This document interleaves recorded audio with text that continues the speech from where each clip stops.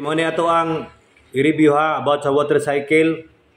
So ang water cycle mo ni siya ha is a continuous process of changing liquid water into water vapor. Kanang vapor nga mahimo siyang gas nga matter. Oh. When heated and back to liquid water when cold. So mo ni siya sa water cycle tutiman-an kay ang tubig actually gikan gyud na siya gihapon sa ubos sama sa oceans, lakes, streams, ana, dagat. So kinit mao man siya ang tubig no.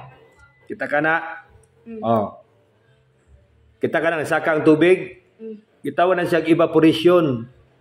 Kanang tubig nga mahimong water vapor no, tubig.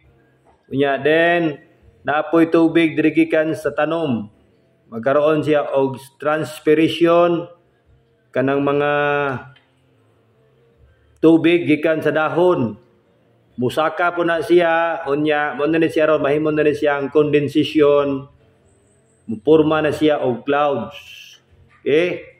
So ana lang nya madugay ang clouds kung makadaghan na gyud ang tubig no. Mahimo na siyang cumulus, stratus no. Meron sa cirrus pa ana. Nadugay na himong nimbus clouds.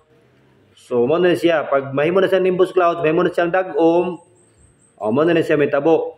Magkaroon na pod siya og precipitation, bot pasabot. Tubig na pod ni siya nga nahimong ulan nga nahulog. Paingon na pod sa yuta. Oh.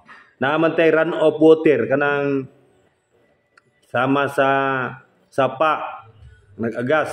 So gitawag sa runoff kay nag-agas. So naay groundwater no, gikan na po na siya sa ulan. So ana lang, tuyok-tuyok lang. So actually mohubas ra man po ning tubig kining sa ground kung mag-init jud kaayo. So man importante gud kaayo ang ano kanang ma-evaporate gud ang tubig, evaporation, mahimong condense para mobalik ka bud siya ulan, no?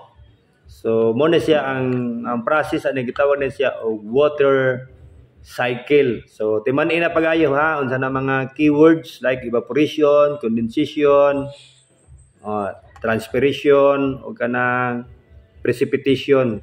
Timan-in na kay isa na siya sa mga importante kayo nga mga keywords. Salamat kay simong pag tanaw.